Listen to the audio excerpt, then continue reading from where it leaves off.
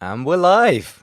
Mr. Jim Mann of Thrasio, how are you, my friend? Very well, Michael. Good to see Yeah, you. How are you you? too. Yeah, very well. I was just saying that you're looking very well. You're keeping yourself in good shape on lockdown. I just noticed, trouble with the recording, we're just talking about this whole lockdown life, seeing yourself on Zoom all the time. Most depressing, especially in my case. I can gradually see my face adding the pounds as I, stay indoors all day at the computer. No, So, I did do that, and I had to catch myself a few months ago. yeah, well, look, And, you're looking in good shape and yeah, you got a thank beautiful you. microphone set up now as well. So, Yeah, all the audio beauty is important. It's all part yeah. of the listening experience in 2021. And so, looking forward to discussing the topics we've got here. First of all, aggregators. What even are they? Obviously, Thrasio is probably the most famous aggregator out there, and we need to explore what that even means because it's a word that people chuck around every 3 minutes. But like a lot of these things, that doesn't mean they know what they're talking about. And I think is important. Yeah. And the next topic we're going to cover also really basic, how to make your business more sellable. Basic, but really important, right? I just think such an important topic. It's funny. I guess you are. We know each other as fellow Amazon sellers. You're now deep in the world of aggregators. I mean, what's the sort of word on the street amongst all the sellers that you still hang out with about this? So is everyone talking about selling, or is it just my perception? They are. I mean, everyone's talking about selling at the moment. Multiples are as high as they've ever been. Yeah, So I think the numbers are more attractive than they were a year ago. yeah, And let's face it, selling on Amazon ain't getting any easier. yeah. So Absolutely. bank balances look fantastic. People's nerves are probably not in as good a state, and so I think people have had to up their game. They've had tough year with inbound shipments. Yeah. Oh, yeah. Absolutely. Yeah. It's been an interesting year. Good for money, but not an easy year for people. So bigger multiples, good bank accounts, tough day to day. Put those three together, and I think a lot of people are motivated to sell right now. Yeah. And since funny, what you're flagging up is a really interesting point that it's very easy to fall into the trap. It's a very sort of early stage entrepreneur thing to be very revenue focused, I guess. But when you're responsible for stock management as well as sales and financial management, the sort of holy trinity, if you will, then financial management looks good until you realize that if you've just sold 1,000 units and you're expecting to sell 200, you're going to have to order 2,000, and suddenly actually cash flow wise it ain't so good. And then, yeah, as you say, stock management, insane year, because I've had things like one of my former mastermind members have got in touch with me, and we're talking about the possibility of him selling. I think one of the guys you'd spoken to about possibility of selling one of his businesses, and he had one business where he had a product. Well, I think he'd ordered what he thought was 6 months worth of stock, and it sold in 2 weeks, which is kind of amazing. But then he was out of stock for 8 months. So does that add up to a win? I don't know. It's certainly Yeah, crazy times, right? common. I mean, a lot of the businesses we're looking at, their sales chart for the trailing 12 months looks like a cardiogram. Yeah, And right. at certain points last year, if you had stock, you could sell it at a ridiculous price point, Yeah, and you would slow down the velocity, and it just didn't. And yeah, when you've got a 90-day lead time and there are yeah, no containers available, yeah. literally in certain categories, if you had stock, you could name the price. Yeah, Right. yeah, and yet it didn't slow down velocity either. That usual lever you pulled didn't actually seem to do anything. It's like the Totally. lever's off your hand. It's like you're It's driving along real. with the steering wheel, press the brake, and nothing happens. Yeah, Anyway, but again absolutely. to the podcast, because we get the people watching live. Thanks very much, by the way, folks, for you out there. Not many people, because I'm terrible at advertising lives, but I'm sure there are lots of people will be watching this post live. So what we're going to do, guys, just to explain, is we're going to capture all the goodness, all the good things that Jim's going to share with us, all the wisdom he's gleaned from both being an Amazon seller and working for this giant aggregator, which we'll be discussing what that is. So we're going to record it as a formal podcast, and then we'll have a bit of time at the end to catch any questions you got. So do pop them into the chat, and I'm not ignoring you, but we may delay you in the response to that. So that's the plan. So to make it easier for my poor long-suffering team, we better do a clean start, and then at least they know when the podcast starts. Look at you, looking straight to the camera, ready. You've been here before. Excellent. Wow. Yeah. Excellent. Right, let's Life do in this thing. lockdown. Life in Zoom. Life in lockdown. Yeah, staring at the camera, ready to roll. Here Yeah. we go then. Ladles and jelly spoons, boys and girls, welcome to the 10K Collective podcast, the place for 6, 7, and 8-figure Amazon sellers, particularly if you're ambitious to scale and sell your business. So if you are looking to sell, whether soon or at some point in the future, today's guest is the perfect person for that. So we're talking to Jim Mann from Thrasio. He's the Director of Acquisitions, and Thrasio is the world's largest acquirer of Amazon e-commerce brands. So the 800-pound gorilla in the space, as they say in the States. So Jim, warm welcome to the show. Thank you, Michael. Good to see you. You too. So we've known each other for several years, and various groups around the place in London, sort of England, and it's a real pleasure to have you on the show. And obviously, you and I know each other as Amazon sellers. So tell us a tiny bit about your background there, and then what we're going to plunge into today is what does this word aggregator mean? What are buyers/acquirers, and digging into what a seller should be looking out for. But tell us a bit more about yourself first. Well, as you know, I was an Amazon seller until last year. I started in 2014, went full time very quickly, discovered the opportunity that is Amazon FBA, got up to multi-seven-figure brand, and was having a great time until COVID came along. And my brand was a travel brand. So last year, my sales tanked about 90+% in a matter of 4 weeks. And I was left with a rather precarious few months ahead with, seven-figure inventory stuck in FBA centers all over the world.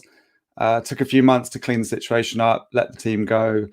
I've given the brand to friends who are brand managers. And long story short, I sort of had to think about what to do next. And Stephanie, who's one of the co-founders at Thrasio, she's the COO, is in a mastermind with me, a bit like the one we used to have in London. And I reached out and said, look, you guys are a rocket ship. My business has been taken out by COVID. I was unfortunately in the one category, probably the worst category when COVID hit. And I spoke to Stephanie, I spoke to the co-founders and the various people in the leadership team. And I ended up landing here in the UK as head of acquisitions for UK and building a team with a guy who's a good friend, Sammy, in Germany. And we're building out Europe as we speak now. Amazing. So yeah, you've been really through the rapids like a lot of people last year. I mean, 2021, a lot of people have been going on about how amazing a year it was for e-commerce, but like yourself in various masterminds. By the way, another win for masterminds, right? Just a small side plug that it's so important. It's such a great way of meeting. That's how we met. That's how you ended up landing your current job. That's how a lot of my clients are ending up getting connections and learning from each other. It's such a powerful thing. I would never have got my business to where I got it or have the position now at Thrasio if it weren't for that investment in masterminds. It's a must. You can't succeed, I think, on Amazon without plugging into the right network. Yeah, totally agree. Yeah, by the way, I'm biased, but I guess you're not. So yeah, that's good. It's good to hear that opinion. Yeah. But yeah, I mean, so you've certainly gone through the rapids, and yeah, I've had clients who are also in the travel space and had horrific 2020. And as you say, I mean, one of the things that I guess we'll touch on in the sort of selling journey is external events forcing your hand, and that is a reality, I guess, and we need to kind of, I guess we don't get to control external events, but we control our response to them, right? And that's one of the things I think we need to dig into. So obviously you mentioned Thrasio, so let's talk about Thrasio. I mean, one of the big things about it is, of course, we'll talk a bit more in detail about the difference between aggregators and whoever else is out there, but just give us a quick view of why you were sort of drawn to Thrasio and the sort of nutshell of what they are, as opposed to any other type of buyer or broker or something. Yes, I mean, I my background pre-Amazon, I lived, as you know, on the beach in Spain. I had a kite surf school, but before that, I had a kind of proper job in consulting, and I just looked at what Thrasio were doing. I looked at the acquisitions team, and for me, I when I spoke to the guys, I said, look, I don't know much about M&A. I don't come from an M&A background. In consulting, I used to work a lot post M&A, integrating leadership teams and the sort of the leadership genocide that went in when one team tried to take out the other post integration. But the sort of the financial side of the M&A, I didn't know a lot about. So I was just drawn to the fact that I know FBA really well. I know Amazon really well. I know the operational side of it really well. And I was excited to go and learn effectively a new career on the M&A side of the ecosystem, which I love, which is Amazon. So I can still be in the network, talking to people like you, but actually studying a career that kind of just fires up the whole learning again, which is what got me. I loved at the beginning of Amazon. It was just learn. And I'm back in that zone now where I'm just soaking it all up like a sponge, how this all works, and really enjoying it. I think I've lost your connection. Can you hear me? I can. I'm so sorry. I muted myself. you right go. back to the plot. Where were we? Sorry. Nearly there. Don't do So anything. we were talking about aggregators, I think, Yeah, no, don't worry. I'm there. Just hold off because it'll make the editing easier. We just need a bit of white space. okay. No, absolutely. I totally hear you on the learning curve thing, and that, yeah, like yourself, I like the learning curve of starting the brand new business model with Amazon, and I think that learning about M&A and how that works for it being the sort of guy one step further down the chain, sort of trying to help my clients and who should they talk to, that kind of thing. Is very interesting stuff. So yeah, by the way, I had no idea that you had a background in consulting. It does make sense given the sort of calm, reasoned way in which you think things through. It's very British, by the way. I think I love that about you. I think you got that sort of British gentlemanly way about you, but also with a lot of gentle brains behind it. Some people like to sort of flaunt their knowledge, but the fact that I didn't even know that you had a consulting background says a lot for your modesty. So suddenly you shouldn't hide under your hat, I think. So obviously you got the whole package. So you got the consulting background. Leadership genocide does not sound like a fun situation. No, post M&A in large organizations, it's brutal because Yeah. it's literally, it's very primal. You have two leadership teams that have been brought together, driven by a strategy around numbers and sort of economies and market domination. But the reality is you're bringing two competing teams against each other, and they know that a leadership team of 18 people will be down to 10 if they're lucky in the next 6 months. And it's brutal. I mean, trying to get those people to agree who should be that leadership team when they're basically taking themselves out or their favorite line managers below them, because they know if they have the team below them taken out, that weakens their position. So and that's why a lot of mergers fail fundamentally, because the leadership teams lose sight of what the strategy is, because it's all about survival and destruction. That totally makes sense, actually. Yeah, funnily enough, I've had conversations with my cousin's husband. Happens to be, he's in a news like yourself, very sort of man of it's like a Renaissance man. He's actually got a PhD in sort of literature, which is how they met. But he's actually now the CEO of a publicly listed company, which kind of blows my mind. And it sounds like a lot of it is managing politics. So anyway, let's I guess this may become relevant as to what happens post acquisition. But let's sort of dial it back then to the person like yourself in a position where you've got a business going well, going badly, and these are other questions to talk about. The first question we've got to ask is why sell? Because I guess there's a presumption that you should, but I guess that needs questioning. So what do you think the reasons are that you can sell, good and bad? I think it's a very personal decision, and it's all about timing. I think there are a number of reasons. Some people set a number. I was a bit like that. I was kind of not enjoying the operation so much, but I was like, if I get to that point, I'll get out. So a lot of people put a number on it. Other people have a very clear vision for their brand, and they realize they've reached a point of capability that they either are not capable or don't want to build a team to take the business to the next level. So the logical conclusion to that is to exit and let the brand grow in the hands of somebody else, and then do a deal around that they share in the profit, in the future profit of that growth. And there's a lot of people are just tired, and they want to. Well, actually, there's two more. A lot of people are tired, and they just want to sort of, after a year like last year, they don't want to keep going at this pace and level of stress. And there's another big category of people that have learned what they've learned over the last 2 to 5 years. They have another passion project, and they want to recapitalize, and they want to sort of de-risk their current situation and start again on another brand, another project, but with the knowledge they have today, which they didn't have 5 years previous. So with the capital and knowledge that they would have dreamt of having 5 years ago. Those are the most common reasons for exiting.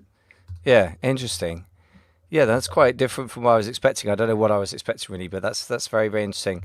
What I'm particularly interested in is what you were just saying about having a vision for the brand, but you either you're not able to do it yourself. I mean, lack of capital could be a thing, but also don't want to build a team. And it's very interesting. I think that's a good self-knowledge point, isn't it? It's that some people are very, very good at starting stuff, which, by the way, I think is super hard, really hard. And that's why I always take my hat off to people who've done it, people like yourself. But equally, that doesn't mean some people are great at building things out. People are often not, though. Some people who's really entrepreneurial and great with a tiny team can be lousy managers. I would certainly say I'm somewhere on the spectrum towards lousy manager. I'm not saying I'm a great entrepreneur either, but it's certainly a bit of self-knowledge that one should have, because I guess that the funny thing is you're separating also the idea of the brand that you kind of given birth to from the entrepreneur and their own brain themselves. I guess Yeah. that sounds almost a bit like the sort of thing of giving birth and then bringing a kid up and then giving them away to a boarding school. It sounds like an emotional thing to me. I mean, how does that kind of play out in your interactions with entrepreneurs? I mean, is it really Yeah, kind of it does. emotional, or It what's the does. reality? Yeah, I mean, the internal language at Thrasio is and for a lot of people, is that we're basically being trusted with someone's baby that they've given birth to. So taking them through the journey of acquiring their business is actually acquiring their baby, you know. So it's not just about money. It's about, why you guys, what are you going to do with my baby? Will it be here in a year? If it's here in a year, what will there be messaging around it? Are you really going to invest in it? And it's almost like it is very much like taking care of someone's baby, because a lot of pain and passion's gone into getting to a business to 7 or 8 figures when they sell it. Yeah, That doesn't happen without blood, sweat, and tears. absolutely. No, it's good to hear that you have that sort of internal language. I mean, the weird thing, because I've had so many conversations now with acquirers and brokers and quite a few business people business owners in the space that I wanted to sell. And weirdly enough, it strikes me that the whole decision to sell is way more driven by emotion than operations. And I guess it kind of makes sense when you really think it through, but it's just counterintuitive to me still. I just kind of think, yeah, it weirdly is a very personal decision. I mean, there will be some external things. Talking of which, though, I guess there are some sort of external positive reasons why you may want to sell, and I guess particularly now. So what would you say those sort of more objective reasons are that you might want to sell? Yeah, I mean, this is going to sound like a bit of a pitch, but it is the reality of the situation right now. And we're going to touch on a few things here, but fundamentally, the multiples now are. I'm going to take one step back. The technology sector, forget aggregators and Amazon. You know, tech at the moment is going for multiples that have never been seen before, and everyone's talking about a big adjustment coming downstream. Amazon, with COVID, has taken the lion's share of the uptick in spending online. So the result of that is that Amazon sellers have sold like they've never sold before. And with pricing, a lot of people are more. You know, I'm seeing P&Ls where people have put their pricing up by 20% last year. Now that wouldn't have happened if it weren't for COVID. So you then come back to the aggregator environment. You know, Thrasio had this $1 billion valuation in August last year. I think a lot of people in the industry were quite aware of what we were doing, but private equity really kind of pricked their ears up when they saw this $1 billion valuation and profitable 2 years from its inception. And as a result, you now have a lot of Me Too copycat aggregators coming in. And the consequence of more competition in any marketplace is people are willing to pay more. So you put that all together, massive COVID uplift, Amazon having a premium on it, competition to buy. And what frosts up to the top is some really good multiples for Amazon sellers to exit with right now. The question going forward is that going to continue? It's unlikely. I think there's going to be a honeymoon period right now. I think a lot of aggregators are raising a lot of capital, and they have to spend that money, because if they don't spend it, they lose it. So what we're seeing is what I would describe as irrational multiples being paid in the marketplace, but that's great for sellers, provided the deal structure doesn't have an earn-out, which doesn't have much credibility in it. But there's a possible once-in-a-lifetime opportunity to sell an FBA-centric business right now that may not have the same outlook in 12 months' time. And I'm not. That sounds potentially like a sort of quasi-limited time sales pitch. It's really not. I mean, you know, if anyone's serious about selling, you know, read up on what's going on in tech in general, and you know, it's frothy at the moment everywhere. And it's even frothy in the aggregator marketplace. Yeah, well, it's very funny you should say that. I guess I always say that the best negotiation strategy often is the truth. And what you're saying is, it may sound like a time limited offer, but it is. I mean, it's not created by you or even Thrasio, big as they are. They kind of speeded it up and created a dynamic. But it's, as you say, the dynamic's bigger than that. There's capital looking for a home.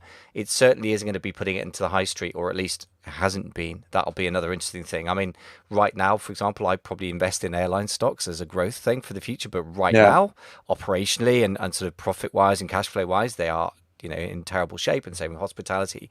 But you make a very, very good point about the dynamics of these things. And I do think that it's pretty obvious that if you've looked at the housing market in the UK or in Spain, indeed, with particularly British expats buying in Spain, that was like a particular micro bubble, wasn't it? That was pretty severe. And if you look at, you know, anything from the South Sea bubble where Isaac Newton lost his shirt all the way through to the dot-com bubble, there's normally what goes up must come down. So it's pretty obvious that you're right. But I think it's obviously you have much more insight to that than I do. But it's kind of obvious to anyone that what you're saying is just true. So I mean, it's not really much of a pitch. I mean, what about the other things that are maybe less kind of time sensitive? What sort of, if you like, evergreen reasons to sell? What would you say those reasons? Well, I mean, again, these are just facts. Whether you sell to us or anyone else, there's the one time as an entrepreneur, especially in a fast growth business, that you actually put money in your pockets when you sell. Now, the caveat to that is if you've got good cash flow funding, or you can push your cash flow demands onto your suppliers through payment terms, you might put more cash in the bank. But reality is, the one time an entrepreneur actually benefits from all the hard work financially is when they exit. And there's all kinds of models, online to show you this, that, and I talked to a lot of sellers, and I had this with my ex-partner, actually. It's like, stop telling me how much we're selling and tell me how much we got in the bank. And, this is the hilarious thing for most e-com entrepreneurs who are experiencing hyper growth. They're pretty skint a lot of the time because all their money is being sucked into the business, or they've got a reasonable amount of funding to fuel the growth, which is quite a scary thing. As I experienced last year, my business tanked 90% in a month, and I was sat there with a load of cash flow funding. So, the one time you can actually see cash in your bank and genuinely relax is when you exit, and that's a fact. You've muted again. Doing well with StreamYard today. Pretty famous fact, actually, because particularly in a high growth business, as you said, but lest we forget, an inventory based business, really different from running, say, a consultancy, which I know you've been involved in, and obviously I'm involved in right now, and it's a bit more like property or something else.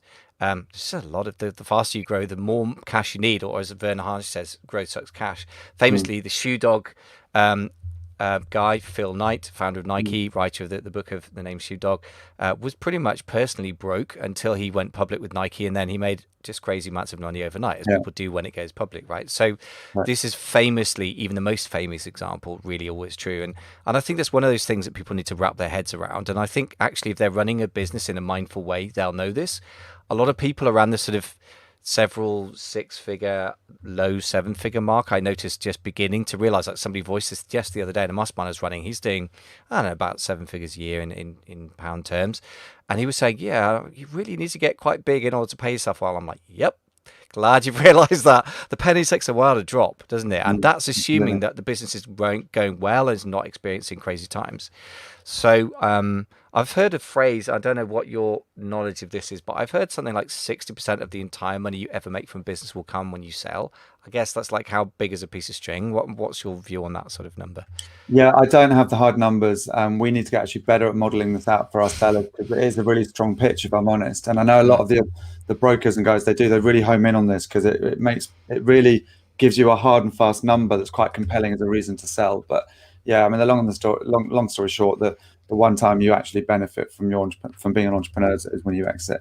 Yeah.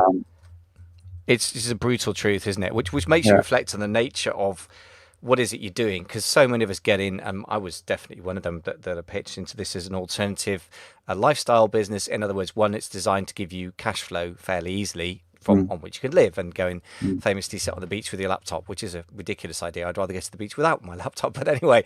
But actually the reality, I think, is really different. I think it's rather like investing in rental property, and most of us have wrapped our head around the fact that you make the money when you've paid the thing off, and it's really an asset that grows in capital value. It's not mostly about cash flow until you paid it off, and then one day maybe you retire with 10 properties. And I really think that people should view Amazon businesses more in that light. And I think this is part of the re-education process. Is like, dude, you're building an asset. You're not going to get paid until you sell the asset. And I think that's kind of the brutal truth with a lot of this stuff. It's a similar mentality to, I own a house in London, therefore I'm worth £2 million. Well, okay, yeah, if you lived on the street, or if you moved to, I don't know, Bulgaria, and you sell your house, then you'll be worth, £1.5 million, or whatever that is in dollars, $2 million or something.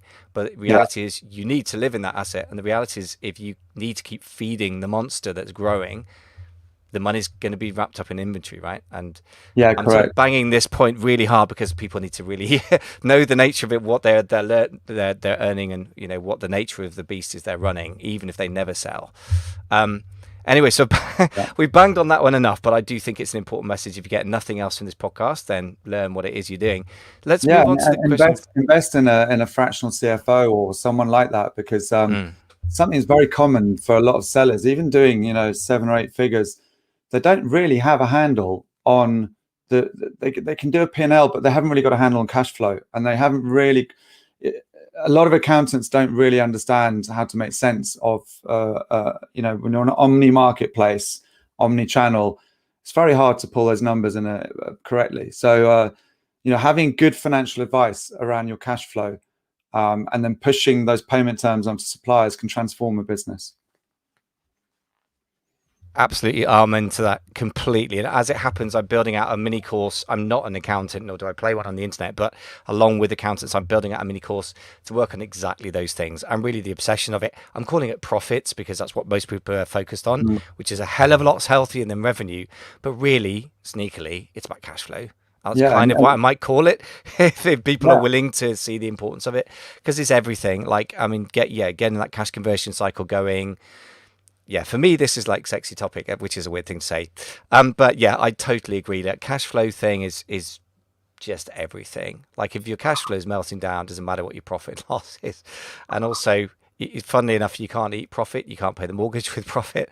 It feels like you should be able to, right? But yeah, that's totally and absolutely true.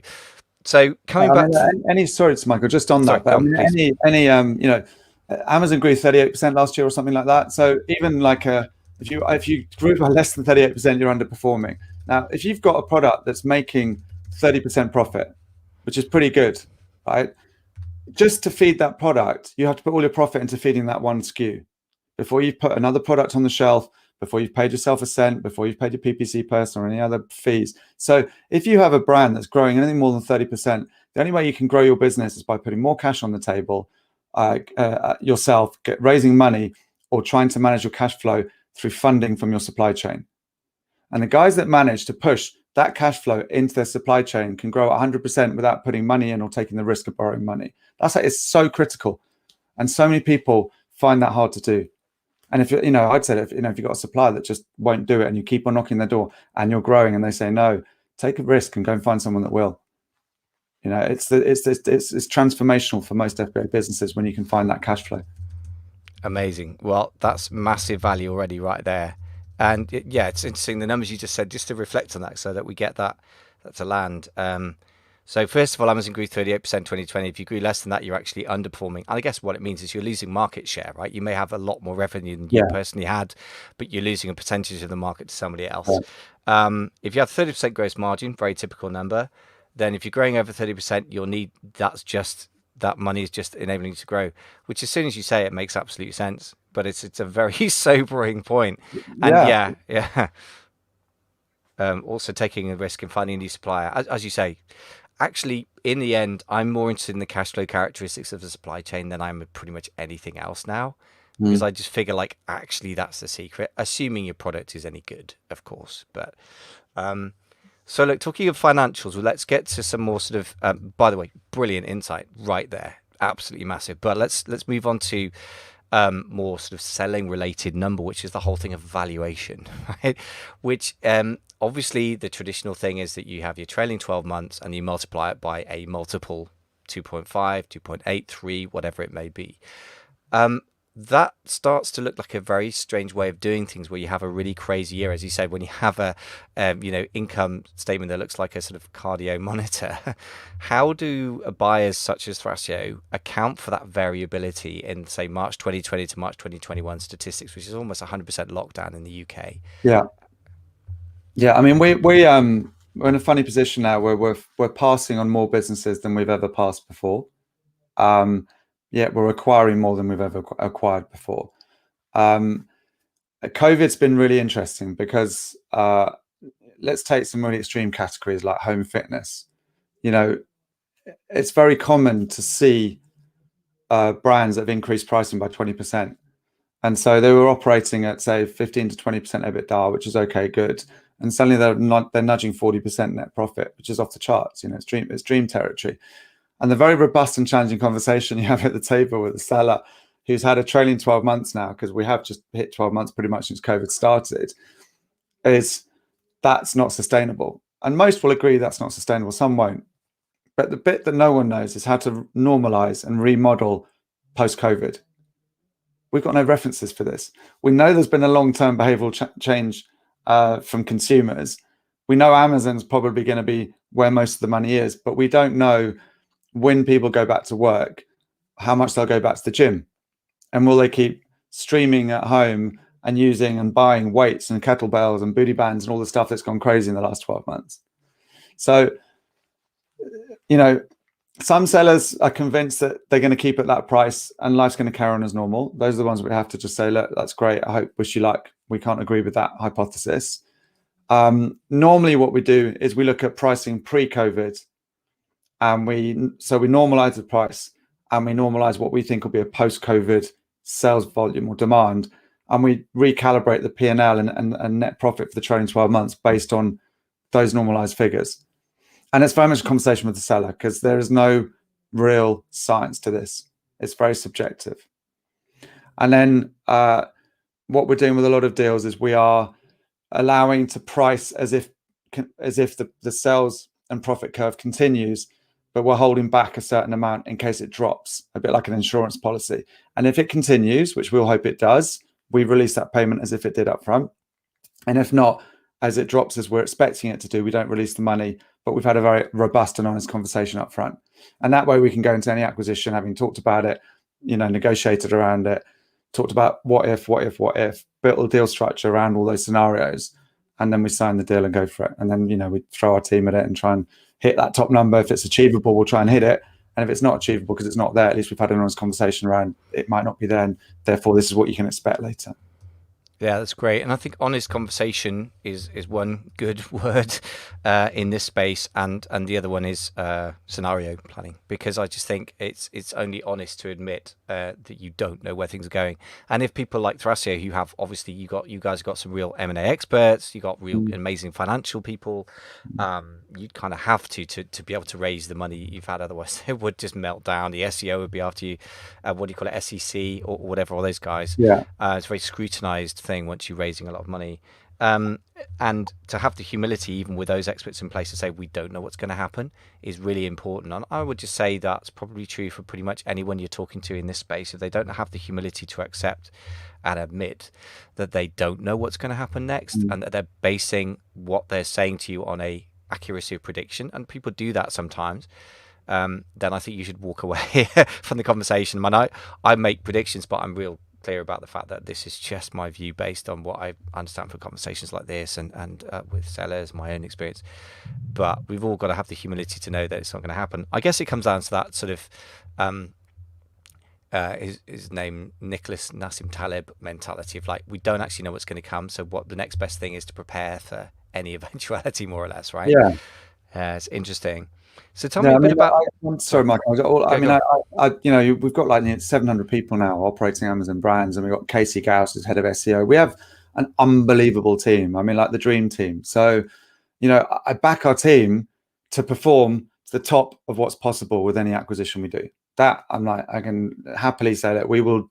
If you see 100 million in next year, I'd back our team. We can never guarantee it. But if it's a realistic expectation of 100 million in revenue, I'd back our team to be 90 to 100 million. And if we don't get 90, there'll be some big questions asked internally. So we go in any acquisition, we don't put an offer in unless we see significant growth and profitable growth. And if we don't see that, we walk away. And we only offer on 10 to 20% of the businesses we look at for that reason.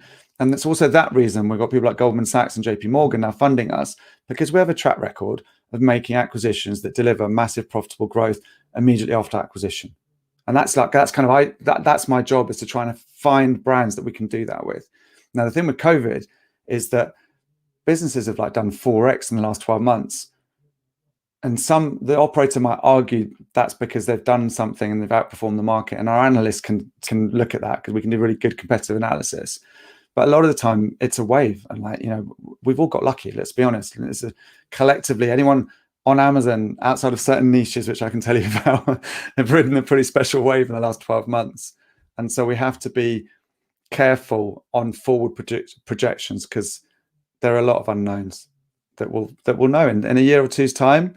there'll be enough data to remodel. But right now, I don't think there's a credible model of the future because no one knows what the future looks like in terms of demand or the economy. I mean, there's some, we're back to the economy, the global economy, but there's some interesting stuff going on that is going to unravel, I think, in the next couple of years.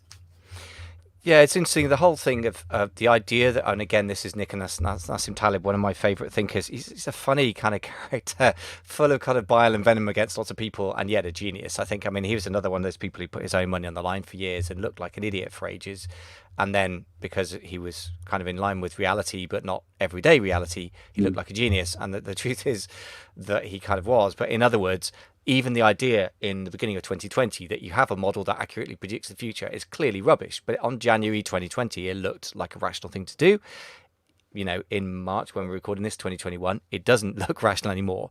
But just because we could fall back into the trap of just because life looks calm, we think we can predict the future, we cannot. Because, for example, the oil price crisis really tested some of the early sort of airlines in the 70s, and yet the best ones survived. So Southwest Airlines famously survived, just almost 2 years after it started operating, a 4x hike in gasoline prices, which is kind of intensely difficult for an airline. And yet they had 30 straight years of profitability. Why? Because they were very defensive. And again, we're getting into more general business strategy, but I guess it kind of shows up when you try and sell something in a number, right? So it becomes quite concrete. So let's talk a little bit more about the whole how to sell thing. So obviously we've talked about types of buyers. So there's buyers who directly buy and brokers, and I suppose then aggregators are a special type of buyer. So just tell me, first of all, let's deal with this word aggregator, and what's the difference between a buyer, a broker, and an aggregator in your opinion? Yeah, I mean, the aggregator word wasn't created by Thrasio. There's a guy called Richard. I can't think of his surname, but 101 Commerce. Have you heard the story? Richard was 101 Commerce were the first guys to come up with a very simple idea, which was if you bought 101 $1 million profitable Amazon FBA brands, you had $100 million business, and probably the most profitable and fastest growing e-commerce business on the market. Really simple idea. So they then got to about 20 acquisitions and discovered that when you have 20 acquisitions under your belt, you might have 30 or 40 seller center accounts operating in 6 languages, and each account has several PPC structures. And they realized that 20 accounts actually becomes incredibly difficult to systemize and operate. And the hypothesis was quite quickly sort of torn apart. So, but they were onto something. And Josh and Carlos, who founded Thrasio, that's how we started. Buy a few brands, systemize, and through scale, and efficiency, build something that other people don't have. And fast forward now 2.5 years, and we've got 700 people. We closed last year on over $500 million in revenue. This year we're on target to $1.3 billion in revenue. And the data that you have when you have a 15,000 SKUs, and the breadth and depth of caliber of people you have when you've got a team of 700 people operating, anything from SEO to creative to video to Snapchat, Instagram, Google, Facebook, Amazon PPC, and you have all of these teams with depth of caliber. That's when an aggregator suddenly is much more than just an Amazon operator. It's next level, and that's what the aggregator model brings in terms of growing brands they buy. Now, that's only interesting as a seller, because most aggregators, when they buy, will have an earn-out structure. So, when you're choosing an aggregator, you want to make sure that the aggregator has a track record of profitable growth, because that means that you can take an upfront multiple and double it or triple it quite credibly over the 2-year earn-out period. So that's aggregators. Very simple model, picking brands that they think they can operate well, putting them in with their team and scaling them.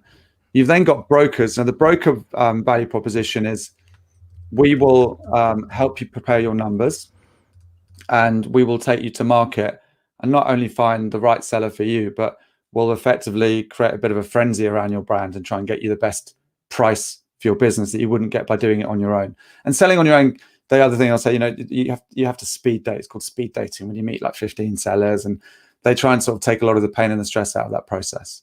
So the value proposition is we'll charge you a big chunk of money, but we'll pay for ourselves by getting you more money for your business, and we'll take care of the numbers and the speed dating for you. And then when you get to a certain revenue level, private equity start becoming interested. And you're looking at businesses doing sort of 10, 20, 30, 40 million. We're competing at that level. There's very few aggregators that are capitalized to buy businesses doing 100 million. In fact, I think probably Thrasio might be the only one. A lot of the aggregators are focused on the 1 to 5 to 10 million revenue businesses. And private equity will often have more of a roll-up model where they'll ask you to stay on. They'll pay you up front. But the difference is they'll ask you to stay involved in the business and running it for a couple of years. They'll roll it up and then they'll sell it again for a higher multiple 2 years down the track. Great when it works, doesn't always work. And you can imagine when you have private equity sitting at your management table now, sweating you for every penny, then it's not always a particularly nice experience. And it takes a certain character to succeed in that environment and enjoy it. But a lot of people go into it because they just I think I've said to you before, it's like when you put your house on the market and you bring 3 agents to your house and your house is worth about £1 million, and they normally come in and one will say it's worth £1 million, one will say it's worth 950, one will say it's 1,050,000, and then Foxtons walk in and they go, no, we'll get you 1.5 for this, and you're like, yeah, whatever. But your heart goes, maybe they can, and that's kind of a lot of that happens in our world. There's a lot of how do you put it? I mean, yeah, people, it's all about numbers, but there's a huge amount of emotion, and people's emotions can get played for what are potentially very inspiring numbers, but the journey to hitting those numbers in reality for an exit are not always as easy as they're portrayed to be. Yeah, that makes sense. And by the way, I love the analogy with the estate agency because, again, I mean, it's interesting, isn't it, that the mental models we use unconsciously are really worth bringing to the fore and examining, even as a metaphor, even if it's a crude metaphor. The metaphor for Amazon is not replacing the day job, it's property investment. And again, you've got an asset worth a certain amount. There's a market for it that's somewhat liquid, I guess less liquid for Amazon businesses, but right now fairly liquid. As you said, there's a lot of buying and selling, in other words. And just like an estate agent, by the way, £1 million, for those of you listening in North America, means £1 million, or about 1.23 million bucks at the moment. 1.4. It's frightening. Yeah, you're right. It's just going crazy again. And as you say, it's that allure of the big number and the promise, and particularly the credibility and the sort of style and the superficial elements of the nice suit that the Foxtons guys turn up in. Foxtons is a very high-end real estate or estate agency here. Yeah, it all has its influence. And I think what's different, though, what I want to flag up that's really different between the two that we need to explore is this question of deal structure. Because you sell a house, somebody, gives you the money, either it's cash plus a mortgage, or if you're really lucky, a cash buyer, although cash buyers for £1 million properties or 1.4 million bucks, whatever, going to be less common than with mortgage. But basically, it's a lot of hassle with the lawyers for 2 or 3 months, maybe 4 or 5 if you're unlucky, and then it's done and you got the money and you walk away. And obviously, as you're implying, there are various different structures around. So this earn-out idea and the roll-up model, the things we ought to just dig into a bit. So first of all, tell me a bit about the deal structure sort of basics that are on offer and what the things are that are sort of pros and cons from the seller's perspective. Yeah, you can negotiate different things, but generally, if you negotiate 100% cash up front, you are taking the risk out of the deal, but you're also going to end up getting a lower offer than you will if the earn out is successful. What I always say to everyone is that it's not quite that way, but for every dollar you take up front away from the earn out, you're probably sacrificing $2 on the tail of the earn out. But the earnout has no guarantee, which is why it's really important that if you're selling to anyone who has an earnout built into their deal structure, that you really, really do your diligence on their credibility on earnouts. And you can join the dots, but there are a lot of people copying the business model at the moment with a very similar narrative. And the reality is there aren't many people out there who've got a track record like Thrasio. So earnouts are great if you're in the hands of the right team. And if you're selling to someone who doesn't have a track record, you want to get your money up front. But the chances are, if you get your money up front, you're probably going to sacrifice a total exit number because the earnout is a risk reward model. You risk a little bit on the tail, and sort of 3 or 4x frequently become 6, 7, 8, 10x because they can be uncapped. Wow. And Okay. I think there's a perception in the marketplace that aggregators, and it's to an extent it was true a year or two ago, we're paying 2x up front. Multiples have gone way north of that. And then when you throw in a good earn out, for us it's 6 is typical. 5 is not great, 10 is not unheard of, over the 2-year period. Interesting. So I think just to reflect on that, first of all, a couple of things. I guess what you're saying is you can't have your cake and eat it. So if you want to lower the risk, you lower the reward, and that makes sense. And the second thing is you really got to do your due diligence on, if you're doing an earn out, you're kind of really dependent for your wealth on the ability of the aggregator or indeed the buyer to actually manage your account well. And as you pointed out, and I think I don't want to gloss over this because I think it's critical. We all know how much of a sweat it is to manage one Amazon account. Or I've got a couple of clients. One client's got 5 Amazon brands, which is kind of a bit mental. He seems to be managing it okay. He's got a business partner over in the Far East, which kind of helps. But even so, if you multiply that by 20, 30, suddenly, as you say, that's not incorrect basic concept by the original 101 e-commerce or whatever it is, 101 commerce guys, is not incorrect in theory. But as you say, the practical problem of that is huge, and none of us should ignore our Amazon seller, Amazon account management experience, and what our intuition would tell us is like, this stuff's hard. And Amazon, by the way, is massively irrational and inconsistent in its response to pretty much everything, as we all know, right? So we shouldn't just park that knowledge. So I think there's an important one to harp on there for a sec. Tell me a bit more about this perception in the marketplace. You're not wrong. I mean, if you speak to brokers, they will sort of mutter darkly about aggregators offering you 2.5x in a bag of chips for your hard-earned brand. You're saying that's really shifted over the last couple of years. I mean, tell me a bit more about that, because that is an important thing to nail. Yeah, I mean, it's like I said at the top of the call that the market's moved, partly driven because let's rewind. 5 years ago, even raising money to borrow to get a cash flow finance to feed growth on Amazon was now impossible. And then Amazon lending came along. Banks couldn't get their heads around e-com for Amazon. Amazon lending started lending, and then you have Payoneer and some of the shipping companies, and suddenly there was some expert, and there's a lot of niche finances around. You fast forward now, our latest round of funding is Goldman Sachs. It's institutional money coming into the Amazon ecosystem now. And so the perceived platform, there's always going to be platform risk, but the perceived platform risk is going down over time. As more time passes, there's more data to show that the platform risk is less. And also, if you think about the opportunities for investment, retail's dying. There aren't that many places anymore. And e-commerce is arguably the future. And the current big behemoth in e-commerce is Amazon. So because of those key drivers, people are willing now to pay more than they would have done 2 years ago or a year ago. So that's driven multiples up. And then you've got the competition factor. So you've got more aggregators. You've got more people wanting to get into this space. So natural consequence of that is people are willing to pay more. Totally makes sense to me. Yeah. So just to recap, then, it's basically there's more money coming in now, and I guess it's all relative, isn't it? I mean, Amazon businesses do have suspension risk still, but there's a risk of your high street shop, which looked all safe in 2019, getting shut down and never reopening, because by the time you reopened, you've had to pay a ton of money to staff who haven't done a day's work, not because they're lazy, but because they're not physically or legally allowed to enter the shop. So yeah, relative to that situation, I guess e-commerce looks lower risk. And what, again, to your point of the fact that this is a wave, I didn't use the word bubble, although I was tempted. What happens next when institutional investors start looking around and going, yeah, but the high street is kind of coming back to life, and there is still Amazon suspension risk. I guess that could swing again, right? So it's interesting that there are sweet spots, and I guess, again, without sort of putting people under undue pressure or trying to sort of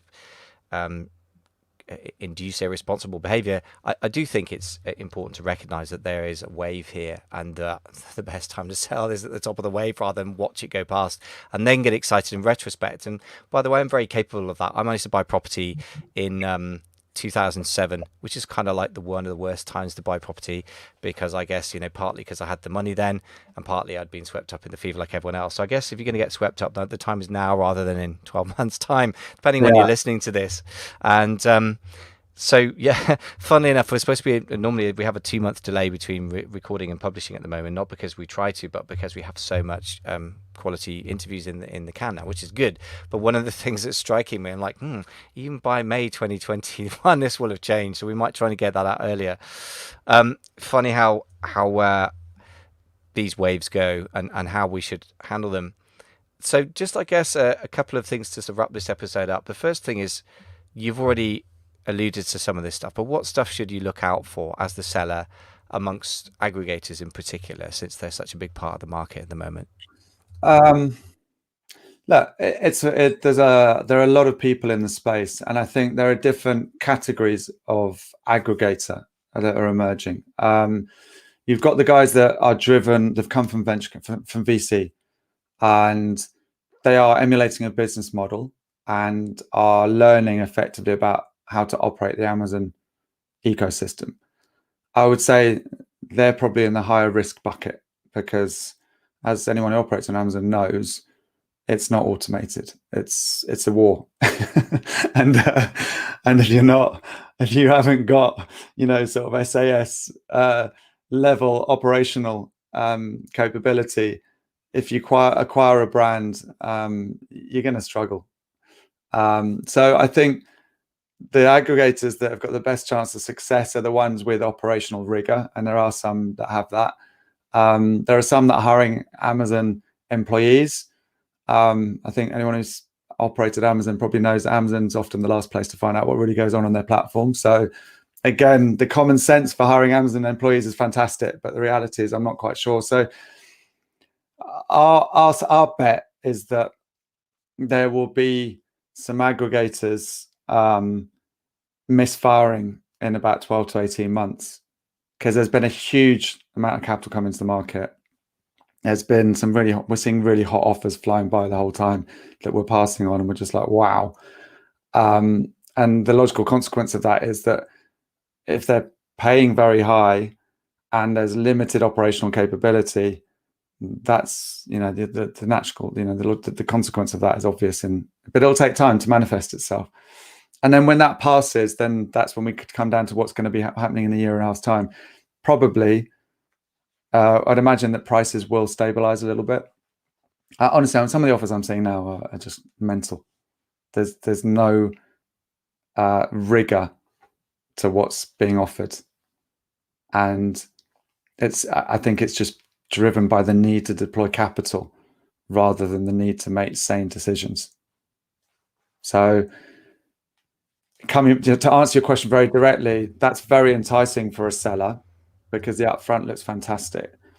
But do your diligence on the tail, because what I think I'm seeing is that the ones that are desperate to buy and doing these offers are the ones that are probably have the highest risk when it comes to delivering an earnout. And if your objective when you sell your business, whether it's now or in 2 years' time when you finish your earnout, is to have X amount in the bank, the team that are going to put X amount in the bank are the guys that are the best operators.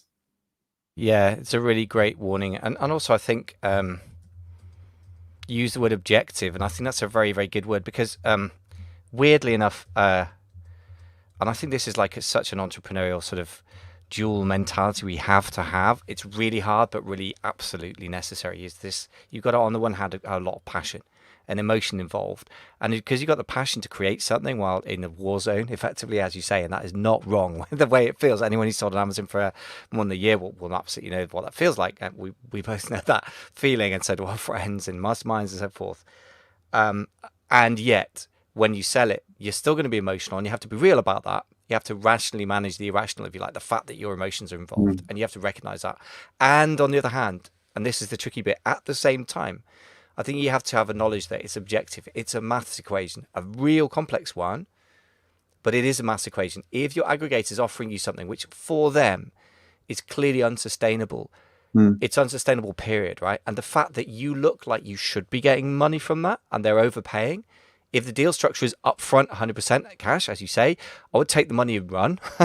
But otherwise, if it is an earn-out, which is where the bigger multiple is actually really going to come, you're so obviously right that if something is unsustainable, it will not be sustained. And that's just two words that people don't put together. The word unsustainable, and it's used about environmental things. It should also be used about financial things.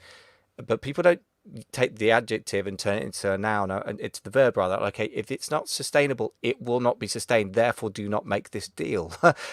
And I think this could be true for supplier deals as well. Like if it looks to be good to be true, it probably is. And I think it's just good old school, skepticism and due diligence, like we would do with a supplier that's selling us stuff. Weirdly, I guess when we're selling something to other people, i.e. the business we built, it feels like very much the flip side of the same process, like really doing your due diligence on the financials, on the stability, on the competence, on the detail of the financial structures. And really, I guess, weirdly enough, that brings me back almost to a feeling of comfort zone as an Amazon seller, because that's familiar, right? We all have to do due diligence on our suppliers and be meticulous in the quality control. And I guess we need to kind of develop a QC process for aggregators and buyers, really. I mean, I guess that kind of brings us to a point where if we had a neat little 10-point checklist of how to check out your aggregators, we could sell that to people. We've got the next best thing, which is, I know you've got a series of podcasts hosted by your head of marketing,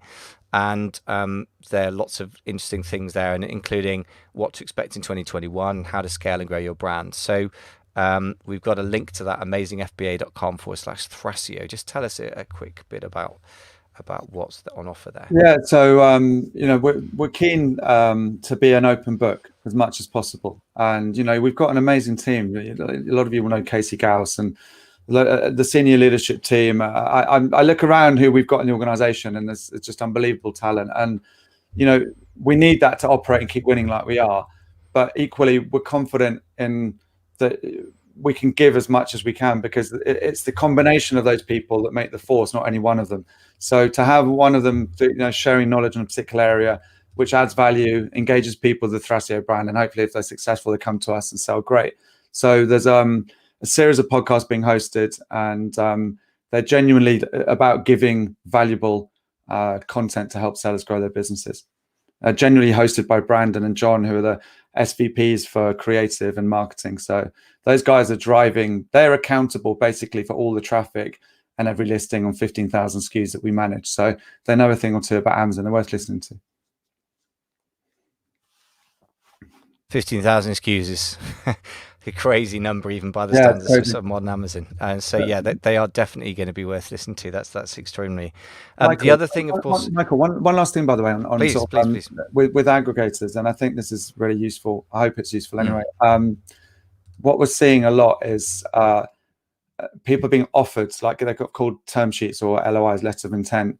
They're being fired off at the moment very quickly, and it appears that there's very little diligence being done on behalf of the acquirer.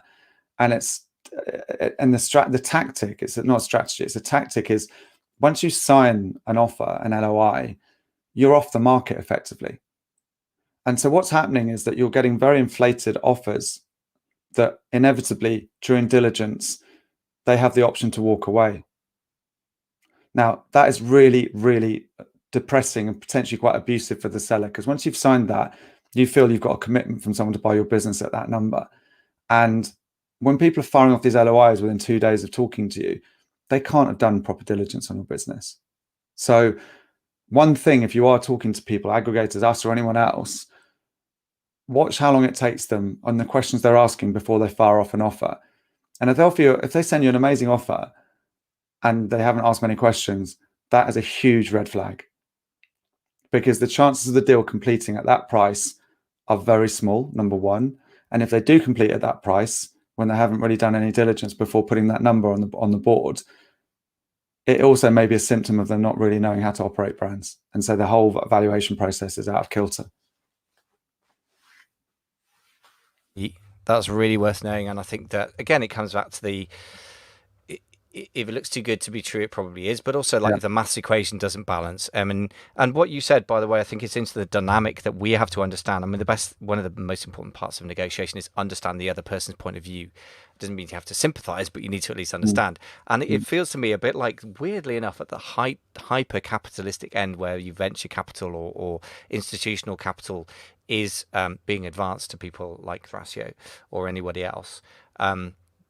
The fact that you have to spend it or lose it really reminds me of a government department, which is obviously, weirdly the same dynamic, which means to a lot of strange activity happens, which is not, strictly speaking, commercially driven, even though in theory this is like hyper-capitalism.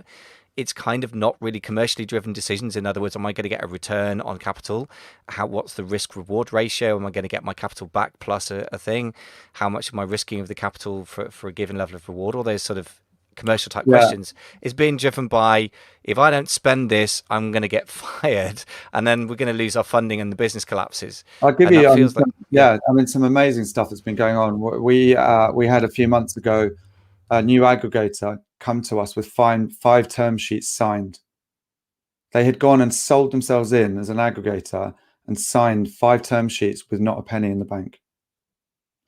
And they came to us and said, and they thought that, and this is not uncommon in VC, you sign the term sheet and then you wave it around in the markets and raise the money. And they thought they would try and get away with that. Another recent one, we noticed one of the, I can't name names, but just, someone who's quite active in the market suddenly bidding off crazy numbers. And we're like, this is really odd behavior. It then turns out that there was a plan, again, a tactic to then take, look how many term sheets we're signing to the markets. Now can we raise 5 times as much as we raised last time? So there are all these dynamics at play that are driving bizarre behaviors in the market. And unfortunately, the unwitting victims in this battle are the sellers. Most sellers, it's the first time they've gone to an M&A situation. They don't know what they don't know. And I mean, there's other stories where someone thought they were signing an NDA, and when they looked at it more closely, it was actually a heads of terms. And that was going to be used to raise money to buy that business. And they thought they were just signing an NDA. So, there's you have to have your wit at you a little bit at the moment, because there's all sorts going on. It's the gold rush. It's the gold rush. And unfortunately, when there's money to be made, all sorts of stuff comes through. I've just got to ask you that nerdy question then. What's a heads of terms? Oh, just effectively, it's similar to an LOI. It's an intent to. If you're signing this to agree that based on these high-level terms, you will sell our business. Okay, so kind of an agreement to sell in broad terms, kind of thing. It's basically the spirit of what the contract will look like. It's a heads of terms. A bit like a memorandum of understanding. Something like that, is it? Yeah, it's not dissimilar.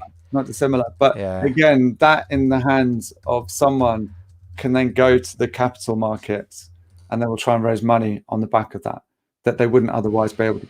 So, if you're a seller, you come back to an entrepreneur who's now trying to sell their business, and you think you've just signed an NDA, or you think you're talking to someone who's really credible because they've given you a fantastic pitch. Just scratch behind the surface around how much, whether their funding is actually cash or whether it's debt. Because when people say, oh, we've raised 50 million, 100 million, 200 million, we've raised can mean many different things. It might be that in theory they can go and spend 50 million, but every time they sign a term sheet, they have to go and get it approved by the fund. It's not liquid cash they can go and can release. So it's getting into kind of slightly mind-blowing waters, but I mean, I guess that one of the reasons that people should follow things like the selling point is just to get into some of this detail. And I think I love the detail of this stuff, but rather than trying to turn people into M&A advisors overnight, or experts rather, you raise many points, and I guess that the moral of the story is that you need to do your homework on the buyer, make sure they've got the money to, I guess, let's put it in simple terms, debt versus equity. Since you mentioned it, we better nail this one down, and then better let you go and let the people of Facebook go and sit in a darkened room with a damp towel over their head to recover from their brains working hard. But tell me a bit about what's the critical difference of the debt equity question here? It's very simple. I would just ask whoever you're talking to their funding structure and how much cash they actually have available to deploy. Cash available to deploy. because the press releases always sound very grand. You see all the press releases around 10, 50, 100, 500 million. The way in which that debt is structured or is what really drives their ability to deploy capital. So and equally, it affects how they're going to invest in your brand. It's one thing buying your brand, it's another having twice as much money to then really accelerate the growth, because it's an inventory driven business, which requires, if you're going to 10x a business, you need a lot of cash available, people aside. Yeah, so I suppose that brings me back to sort of comfort zone, which is it's a cash-driven business. How much cash do they have? I guess the similar reason why you might sell is because you don't have enough cash to 10x the brand, but you totally know that it could, or you believe. I guess that blend of passion and objective, right? It's that entrepreneurial belief, which may or may not tend to be substantiated. This could go somewhere. This has got legs. The trend is up. People are loving it. All the signs are there. And guess what? We're going to need $10 million to grow this thing over the next 3 years, never mind the next 10. And I guess the same is true for an aggregator. If they don't have cash, just like if you don't have cash, as opposed to sort of promises and hopes and dreams and whatever letters of intent from funding bodies or potential investors or whatever, but not actually in the bank, then as you say, it's not actually going to be there to grow the business in real life. So that's a good sobering, but hopefully for most people, myself included, sort of relatable word. Do they have the cash to grow your business? Do they have the cash to pay you for your business? Indeed. So some good warning signs, but also I just think in the end, a very fascinating time. And for anyone who's enjoyed, as you clearly have, and as I do as well, that thing of learning new skill sets, I think educating yourself as an Amazon operator to now think of your business as an asset, and then to educate yourself about the ecosystem within which that lives. In other words, the people who are raising money, who's behind it, and to just learn your trade as a sort of M&A participant, shall we say, if not expert. I think it's, if you embrace it the right way, a great learning opportunity and a fascinating game to be part of. And in the end, I guess that's one of the reasons for me that we ended up in this business, right? So very interesting stuff, Jim. As ever, one of the reasons that I'm delighted that you're working for Thrasio is we've known each other for years. You're like the quintessential British gentleman as far as I'm concerned, and yet working for this giant American sort of outfit. So I think that's a great combo, because that can-do attitude, the amount of capital that is available in the US system, particularly for the right things, is incredible. And you're the kind of bridge for the UK, but not only for the UK, of course, but you're the bridge for people who want to, benefit from that feeding frenzy that, as you said, right now is happening.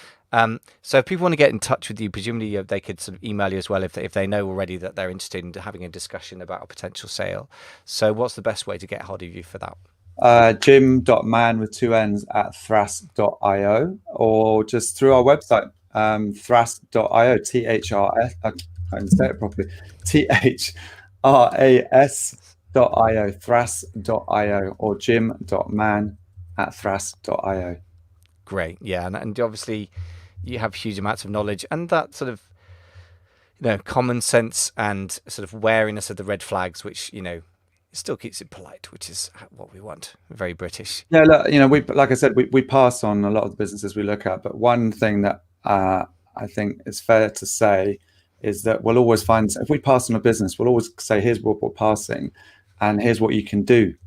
And it becomes like a consultative process where we send, we say, look, I'm really sorry, we're not going to do a deal, but here's some stuff that would really make a big difference in your business. And that's really valuable for everyone. You know?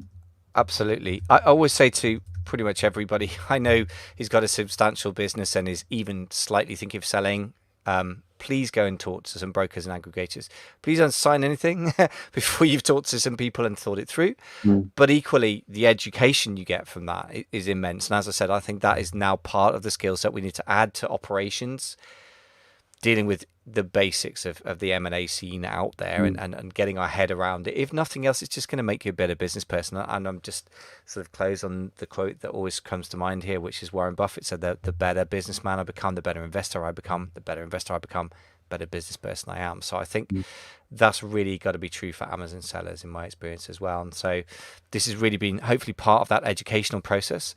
And as ever, revelation speaking to you. You've been kind enough to pick up the phone to me multiple times over the last few months to answer my dumb questions, and it's really fantastic. The consultation value that you bring alone is massive. So I can say from personal one-to-one experience that you have so much wisdom and common sense in this field now, and you've certainly learnt your field now, and yet you have that memory of the Amazon seller, fighting out there in the war zone. So that's a really great combo. So it's been great to be able to finally share that with the public that we have access to here. And just want to say many, many thanks for coming on the show. Please do come back as things develop over the next few months and share your update on the markets.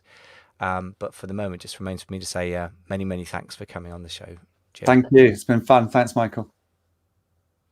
Great. Well, that's the show bit done. So, and just see if we've got any questions up on Facebook. Looks like we haven't, which is cool.